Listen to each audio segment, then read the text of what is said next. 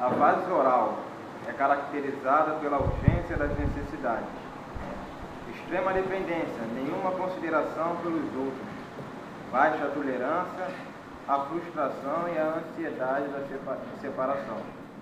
Os psicólogos freudianos explicam os vícios como fumo, drogas, alcoolismo e compulsão alimentar, o costume de roer unhas, o sarcasmo e desvios sexuais, como sadismo e sexo oral, então, como sendo o resultado de uma fixação oral. Então, o que é essa fase oral? Freud ele fala, né, lembrando, isso aí é uma escola. Então não quer dizer que essa escola ela tenha a visão correta, ou que está tudo certo, ou que está tudo errado. Não é essa a ideia aqui. A ideia é vocês aprenderem sobre as escolas.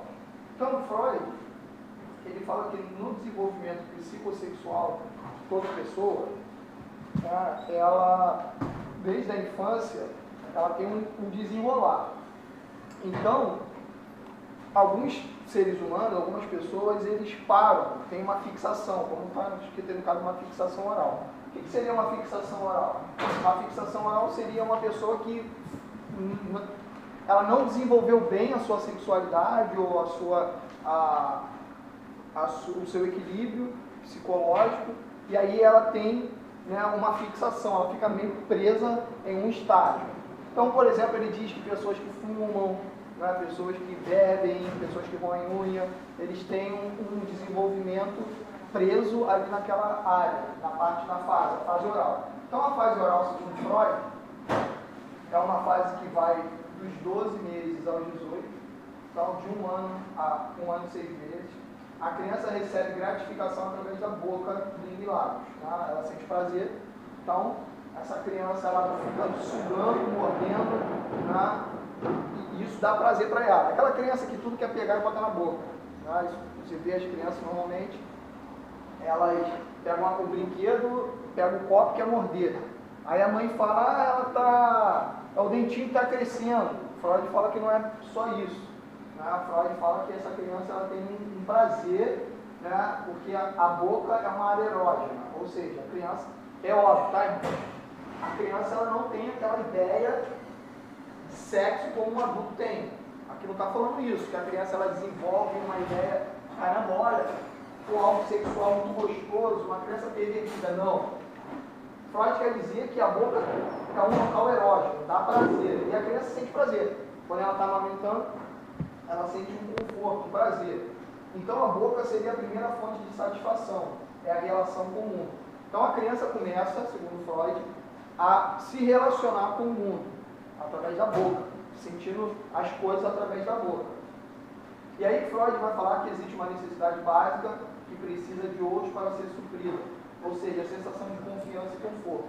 Aí, claro, Freud vai começar a ligar isso com a parte psicológica. Então, Freud, por exemplo, vai dizer que é extremamente importante, por exemplo, a mãe amamentar uma criança, né? Porque ali não é só algo de amamentação, mas passa tudo uma parte psicológica para a criança, um carinho, um afeto, um conforto. Então, vocês depois, um dia, podem ouvir falar sobre maternagem. Maternagem é diferente de maternidade. Tá? Maternagem seria aquilo que a mãe faz, né, quando ela amamenta, por exemplo, uma criança. Né? Ela está passando ali muitas coisas para a criança, não só o leite. Segundo os psicanalistas, né, quando a mãe amamenta, tá? E isso não são os psicanalistas, isso é uma coisa interessante. A mãe, quando amamenta, ela está passando algumas coisas importantes para a criança, como conforto, segurança, carinho. Tá? Claro que a psicanálise ela tem algumas viagens, né? Por isso tem muita gente que não gosta de psicanálise. Não resolução adequada. Então, segundo Freud, quando a pessoa tem essa fase, e ela não passa por essa fase de forma adequada, quando alguma coisa acontece e a pessoa ela tem esse estágio da sua vida meio que conturbado, o que acontece? Ela tem questões envolvidas com a dependência e a agressividade. Então, segundo os psicanalistas, uma pessoa, por exemplo, alcoólatra, ele provavelmente tem problema nessa fase oral. tá? Pessoas agressivas, pessoas que são, por exemplo, marido que bate em mulher, ou homem que é muito agressivo, mulheres que são muito agressivas, dependentes químicos. Essas pessoas provavelmente tiveram um problema na fase oral, na infância. Tá? Aí quais são os problemas relacionados com a saúde? O alcoolismo, o transtorno alimentar e o tabagismo. Alguma dúvida? Alguma dúvida? Alguma pergunta? Então, a fase oral se caracteriza pelo quê? Pelo prazer da boca, segundo Freud. Continua aí, fase anal. Segunda fase, a fase anal. Ocorre entre os 2 e os 4 anos, porque a criança passa a ter prazer com a expulsão ou a retenção das fezes. É considerada significativa para o desenvolvimento posterior da criança, porque a aquisição do controle intestinal presume-se ser ligada a outras formas de autocontrole, tais como limpeza e ordem.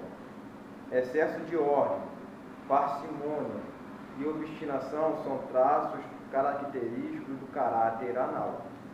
Ambivalência, desmazelo, teimosia e tendências masoquistas representam conflitos oriundos desse período. Vários aspectos da neurose obsessivo-compulsiva sugerem fixação anal. Então, essa fase era uma fase posterior à fase oral. Segundo os psicanalistas, segundo Freud, a criança ela passa da fase oral para a fase anal, e aí nessa fase anal ela vai começar a ter o seu esfíncter. Sabe? Alguém sabe o que é o esfíncter? Sabe o que é ou não? O esfíncter é o músculo do ânus. Tá? Ela vai começar a perceber que ela controla isso. Tá? Isso não é psicologia, isso é física, é biologia. Biologia explica isso. Tá? Que nós controlamos o músculo, inclusive o esfíncter. Só que Freud ele vai dizer o seguinte, que a criança, quando ela começa a descobrir que ela controla as fezes, ela vai começar a ter também um aspecto sádico. Porque, segundo Freud, vai ter esse autoerotismo, ou seja, a pessoa sente prazer, ela vai começar a sentir um prazer lembrando, tá? Vocês são adultos, tá? Muitos aqui já são pais, né? O Wanda é pai, até a coisa está lá é mãe, tá? Nós ainda não somos, tá? Alguns não são, mas todo mundo aqui já sabe o que é sexo, já praticou, já viu, né? É mais que escancarado. A gente sabe que uma criança não tem essa ideia, então não pense que esse prazer é o que nós um dia sentimos ou vamos sentir coisa do tipo. Não é isso. Está falando de uma criança de 2, 3 anos. Ela começa a ter um prazer, né? Porque ali é uma área erógena. Né? É uma área erógena. Tanto é que homossexuais sentem prazer pelo ânus. Eles não têm vagina e sentem prazer pelo ânus. Então, né? Ainda que seja algo de certa forma sádico, nós estamos falando aqui de certo e errado, estamos falando do prazer. Então a criança descobre que aquela área ali dá um prazer. Por quê? Porque ela controla aquilo. As fezes vão sair, ela controla. E Freud diz que o que caracteriza essa fase anal é o ponto de se designar habitualmente esse fato sádico anal. O aspecto sádico se deriva de uma dupla fonte.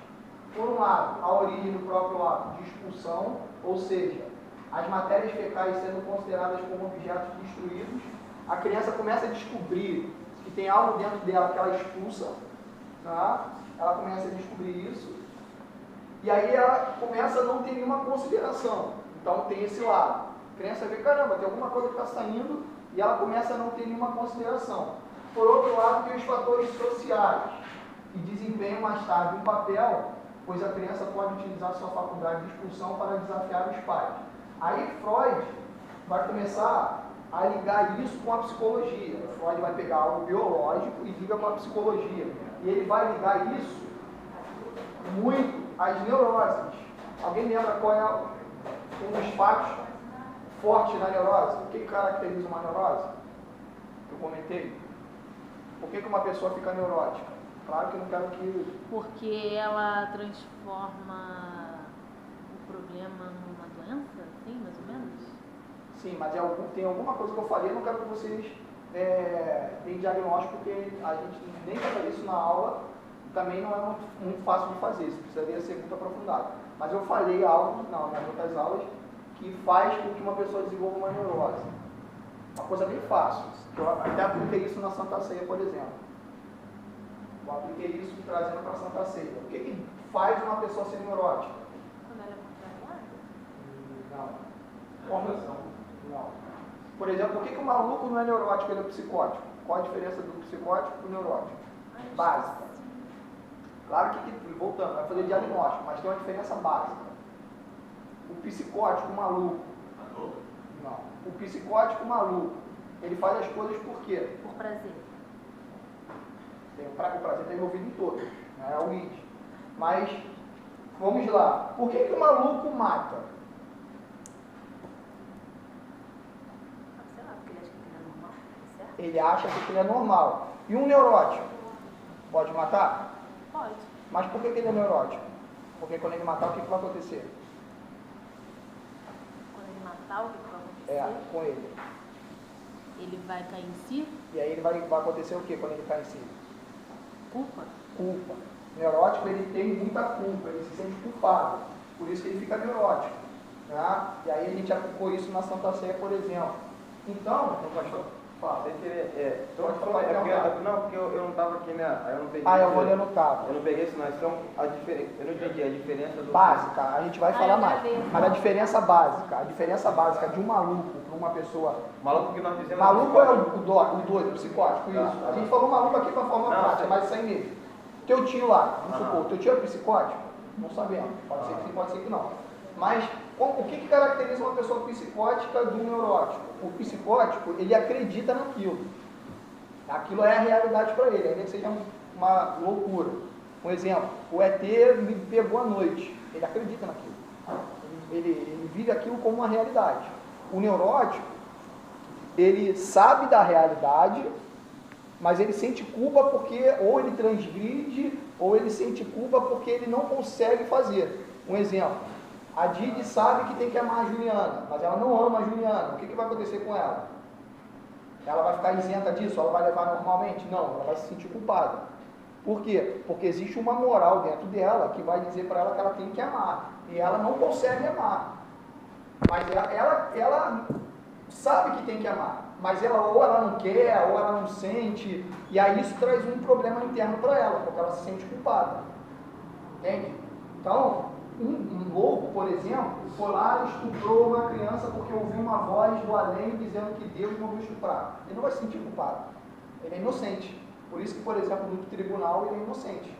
Uma pessoa que é doida, quando ela mata, eles vão para o manicômio e não vai para a prisão. Porque o psicólogo vai lá e fala, esse cara aqui é louco, então ele é inocente. Ele é imputável. Ele é inimputável, muito bem, é inimputável, isso aí, esse é o termo. Agora, uma pessoa neurótica, ele sabe tudo que ele fez, mas ele não conseguiu talvez lidar, porque teve um surto, estava muito estressado, mas ele sabe da realidade, ele não fugiu da realidade. Aí Freud vai dizer o seguinte, que nessa fase anal, as pessoas elas ficam muito obsessivas, que aí o Freud, por exemplo, vai ligar isso muito ao TOC, ao transtorno obsessivo compulsivo. Por quê? Porque esse transtorno é muito ligado à possessão, à obsessão. Então, pessoas muito controladoras, por exemplo, aqui, Freud vai dizer o seguinte, que quando a criança começa a defecar, faz a sujeira, o que o pai fala para ela? Quando ela faz cocôzinho no chão? Não pode. Que não pode. Né? Que aquilo é o quê? Errado. Errado. Que aquilo é o quê? Porcaria. Porcaria. Muito bom. A criança vai começar a se sentir como? Suja. Suja. E aí Freud vai dizer que ela vai levar isso para o lado psicológico. Que não vai ser uma sujeira só física. A criança vai começar a se sentir suja. E ela vai começar a desenvolver hábitos de limpeza, por exemplo. Aí tu vê aquelas criancinhas meio neuróticas. Criancinha neurótica. Né? Que tem mania de arrumação. Tem aquela criança que é cheia de nojo. Ai, que nojo. Ai, não sei o quê. Isso muito por causa dos pais. Porque os pais criam as crianças com essa ideia. Que aquilo é sujo, que aquilo é imundo. Não que esteja errado ou certo, não é essa a ideia, tá? Voltando, não é essa a ideia. Tá? Mas aí a criança, por exemplo, pode começar a desafiar os pais. Se a criança, a gente viu no complexo de Édipo, que a criança se apaixona pela mãe e ela tem uma rivalidade com o pai, ela pode, por exemplo, usar as fezes dela para desafiar a mãe. Um exemplo, ela está com raiva do pai, da mãe. O que ela pode fazer? Ela pode sujar mais ainda. Ela pode fazer cocô nas calças, de propósito. Segundo Freud, segundo o psicanalista, ela pode estar fazendo cocô. Que aí o pai e a mãe acham, pô, meu filho faz cocô o tempo todo. Não sei que meu filho faz cocô na calça, já falei para ele que não pode fazer. E a criança sempre faz. Segundo os psicanalistas, pode ser uma forma da criança chamar atenção. Ela pode estar fazendo cocô de propósito. Tá? Então, essa fase anal, segundo Freud,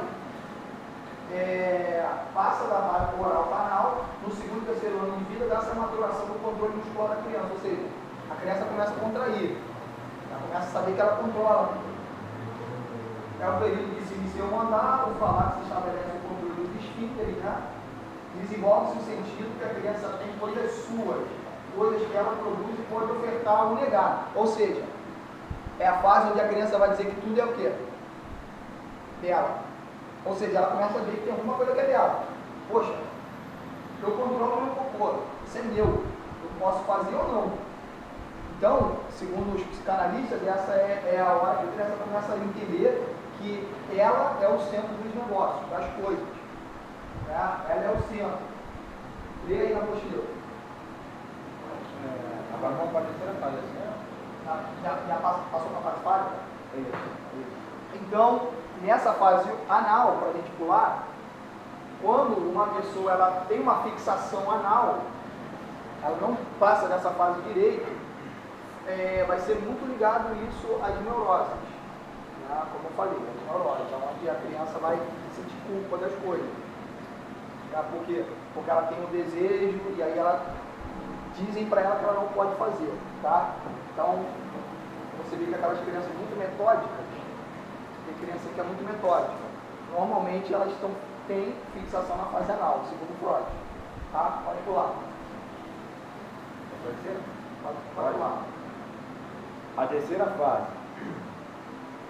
A fase fálica. Inicia-se a partir dos 3 anos e termina por volta dos 6 anos. As crianças centram seu prazer na estimulação das zonas genitais do seu corpo. Posteriormente, ao longo desta fase, aparecem os famosos complexos de Édipo e complexos de Electra. Acredita-se que todas as crianças, nesta altura, sentem o desejo de possuir o elemento do sexo oposto e, simultaneamente, o desejo de eliminar o rival do mesmo sexo. Então, calma aí, vamos entender primeiro as coisas para a gente não fazer muita bagunça na cabeça. Então, nessa fase começa o quê? Está escrito aí? Nessa fase começa o complexo de Édipo. Né? O que é o complexo de Édipo? Alguém vai me falar? Ou não? Dentro da mitologia grega, existia uma mulher chamada Jocasta, e o seu filho era apaixonado por ela. Depois ele mata o seu pai e aí fica com a sua mãe Jocasta. Então, Freud pega essa ideia e traz isso para a psicologia, aonde ele vai dizer que a mãe é o objeto de desejo do menino. Ou seja, o menino se apaixona pela mãe. Tá? E o pai é o rival que impede o seu acesso ao objeto desejado. Então, não é que o menino odeia o pai, o menino ama o pai. Só que ao mesmo tempo que o menino ama o pai, ele é o rival. É meio louco mesmo. Pensar isso é meio louco. Então, Freud vai dizer que toda criança, quando começa a entrar na fase fálica, ele começa a ter a mãe como objeto de desejo, começa a ter prazer sexual com a mãe, sonho, erótico, coisa do tipo. E o pai, né, vai sempre ser o rival. Agora, né, vamos pensar na família hoje. Vamos pensar na família da época de Freud. Freud nasceu em 1800 e pouco, 1900. Tá? Como era a família naquela época? Conservadora. Oi? Conservadora. Conservadora. O que é uma família conservadora? Família mais tradicional, mais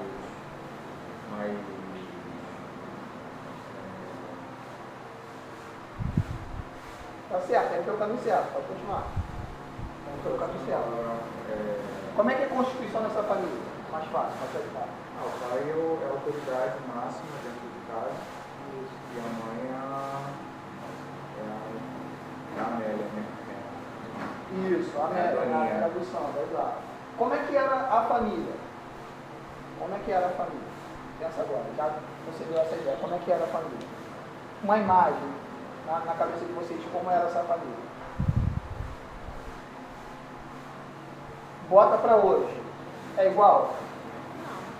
Por que não? Qual a diferença hoje? De uma família daquela para hoje? Eles eram muito mais rígidos. Sim, o que mais? Mulher engravidava e ia morar sozinha com o filho? Não. O homem tinha que pagar pensão alimentícia? Por que não? Porque se a mulher engravidasse de um homem, a culpada era a mulher, não a responsabilidade do Não, cara também. era a mulher, mas o que ia acontecer? A mulher não era bem a culpada. Dava-se culpa também. Mas o que ia acontecer se o cara engravidasse uma mulher? Com o cara? Tinha esse costume ele ter que assumi-la Casar. sempre. A outra família obrigava o cara a casar. Então você não via a família, de certa forma, desestruturada. Você não tinha, por exemplo, um cara que engravidou e cagava, vendava, a mulher vai tomar, não. Mesmo que o cara não amasse a mulher, eles eram meio obrigados a ficar. Então você via uma família estruturada. Não estou dizendo de amar, mas você tinha lá pai, mãe e filho. Entendeu? Aí o cara tinha só da mãe na rua, hoje em dia não. Hoje em dia, se a mulher quiser ir lá engravidar num banco de esperma, ela vai engravidar e cria seu filho sozinho. Tá? O cara, se quiser adotar uma criança com homossexual, ele vai lá e adota. Então, hoje já estão batalhando para que a família seja mãe e filho, pai e filho, coisa do tipo. Então, na época do Freud, essa ideia funcionava de certa forma bem. Por quê? Porque você tinha sempre uma mãe, um pai e um filho. E hoje, como é que funcionaria então o complexo de Édipo? Segundo Lacan, que é um outro psicanalista, esse triângulo de amor e rivalidade da criança é uma estrutura simbólica. Então Lacan, ele pegou o que Freud falou e contextualizou para os dias de hoje, tá? Onde ele diz o seguinte: Édipo continua a ser uma teoria atual, ainda que as configurações familiares sejam completamente diferentes. Porque Freud dizia assim, é a mãe e o pai. Lacan vai dizer que a mãe pode ser a mãe, o pai pode ser o pai, mas eles podem ser também algo simbólico. Pode ser, por exemplo, um tio. Um tio pode ser o pai. Tá? Por quê? Porque não é o pai, é a figura de pai que aquela pessoa vai ter. Então, dentro do complexo de Édipo, né, depois do complexo de Édipo, a gente tem o complexo de castração que a gente vai ver. E é onde o pai é que faz essa castração. Por quê? Porque o filho quer ter a mãe e não pode ficar do pai. Então ele é castrado. Né? Ele é castrado. Freud vai falar que na fase fálica, o garoto tem uma grande fixação no pênis dele. Tipo aquelas duas criancinhas, uma menina e um menino, estão pelados, aí a menina olha para o menino, caramba, você tem um negocinho que eu não tenho. E o menino vai falar, você não tem o meu negocinho. Por quê? Porque o do menino é para fora, é exposto. E aquilo dá poder para o homem. Tá? Dá poder para o homem. Então, dentro do complexo de Édipo, você tem esse triângulo amoroso. E segundo Freud, esse triângulo amoroso é o que vai ditar toda a vida da criança. Segundo Freud. O homossexualismo vem daí, a mulher mandona vem daí. O que mais? Uma criança com problemas de insegurança vem daí. Tá? Muitas coisas vão vir desse problema aqui. Porque dentro desse complexo, segundo Freud, existe uma forte identificação com o pai e a mãe.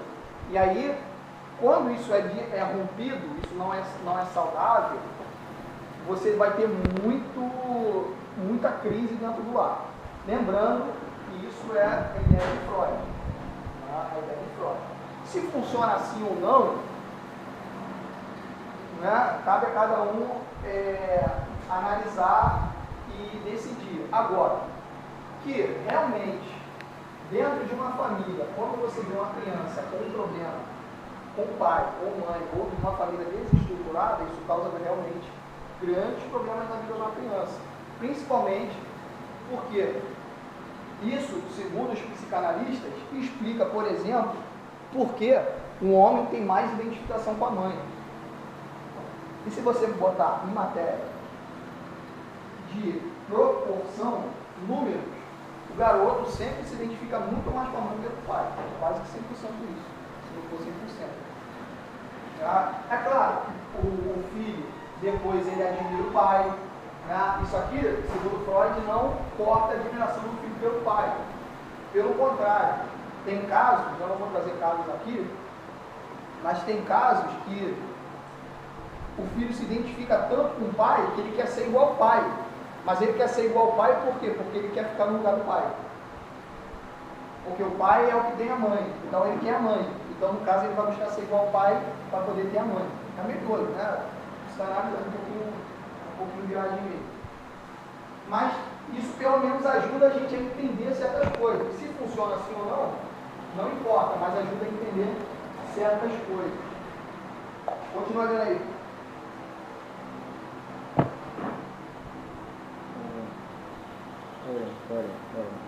Porém, estes sentimentos são contraditórios porque a criança também ama esta figura que hostiliza. Exatamente. Ele ama o pai. Pode continuar. A diferenciação do sujeito é permeada pela identificação da criança com um dos pais. Na identificação positiva, o menino identifica-se com o pai e a menina com a mãe. O menino tem o desejo de ser forte como o pai e, ao mesmo tempo, tem ódio por ciúme. A menina é hostil à mãe porque ela possui o pai e, ao mesmo tempo, quer parecer-se com ela para competir e tem medo de perder o amor da mãe, que foi sempre tão acolhedora. Na identificação negativa, o medo de perder aquele a quem hostilizamos faz com que a identificação aconteça com a figura de sexo oposto e isto pode gerar comportamento homossexual. A competição sexual não resolvida com relação ao sexo oposto dos pais pode levar a uma fixação fálica. Nesse caso, uma menina pode se tornar uma mulher que se esforça continuamente para dominar os homens, inveja do pênis, dominatrix, ou uma mulher extraordinariamente sedutora, autoestima elevada, ou ainda uma mulher extraordinariamente submissa, baixa autoestima. No menino, uma fixação fálica pode propiciar que este venha a tornar-se num homem vão e demasiadamente ambicioso. Dentro do conceito de fixação fálica, na psicanálise surge o conceito de mulher fálica. Dá-se o nome de mulher fálica a que sente prazer em desempenhar o papel masculino. Este conceito descreve uma mulher com os atributos simbólicos do falo. Em termos mais gerais, descreve qualquer mulher cujas características são tipicamente masculinas. Por exemplo, Lara Croft, Mulher Maravilha, Jezabel, etc. Isso. Então, segundo Freud, o menino mescla amor de ódio, sentimento de amor e ódio pelo pai. A criança configura o desejo de eliminar aquele que impede o acesso à mãe, que é o complexo de Édipo. O menino deve ser castrado pelo pai, ou seja, perder o pênis para Freud e para Lacan. Seria, na verdade, essa castração seria o rompimento do relacionamento com a mãe, e ele é obrigado a reprimir a atração sentida pela mãe, ou seja, ele não conta porque aquilo ele tem que reprimir, que isso é o recalque, a culpa. Poxa, não vou falar isso, não posso amar minha mãe, porque senão vou ser punido. Meu pai vai me punir. Não posso falar para os outros que tem um sentimento sexual pela minha mãe, porque vou ser punido pelo meu pai. Tá? E com essa repressão, fica encerrada a etapa fálica, infantil. Mas o modelo de busca de um amor heterossexual foi estabelecido. Ou seja, não posso amar minha mãe, então vou amar quem? Vou amar uma outra pessoa. Tá? E quando, nessa fase fálica, a pessoa não passa por ela da forma correta, ou ela fica presa, fixação ali, ela fica presa nessa fase, ela tem uma grande inclinação para essa fase, pode desenvolver um comportamento homossexual. Por quê? Porque ela, com medo de perder aquele que ela ama, ela começa a desenvolver características homossexuais. A mulher pode se tornar uma mulher muito mandona, porque o falo, né, que é o pênis, isso dá a ideia de poder, autoridade, e a mulher começa a querer isso para ela. Segundo os psicanalistas, a mulher gostaria de ter um pênis, literalmente. Tá? Para outros psicanalistas, isso é uma ideia. A mulher não gostaria de ter um pênis, né, mas a ideia do pênis dá a ideia da masculinidade. Tá? Da ideia da masculinidade. E aí a mulher começa a ser aquela dominatrix, ou seja, a mulher começa a ser mandona, começa a ser matriarcal, espírito de Isabel, coisa do tipo. Tá? É claro que Freud às vezes tem uma viagem, mas se você analisar, a ideia é uma ideia às vezes até boa, tá? E a gente pode até absorver certas coisas dentro da Bíblia, tá? A gente pode absorver. Então essa fase fálica, ela, quando o desenvolvimento psicossexual é um desenvolvimento normal, a criança vai passar por uma outra fase. Tá? Dentro dessa fase fálica, que acontece dos 3 aos 5 anos de idade, existe uma forte ligação com o genitor do sexo oposto. Tá? Os órgãos sexuais passam a assumir o papel sexual principal. Desejo de olhar e ser olhado, desejo de exibir. Então a criança fica o tempo todo querendo olhar o seu pênis, querendo ver, né, a periquita da garotinha, querendo ver o que tem dentro da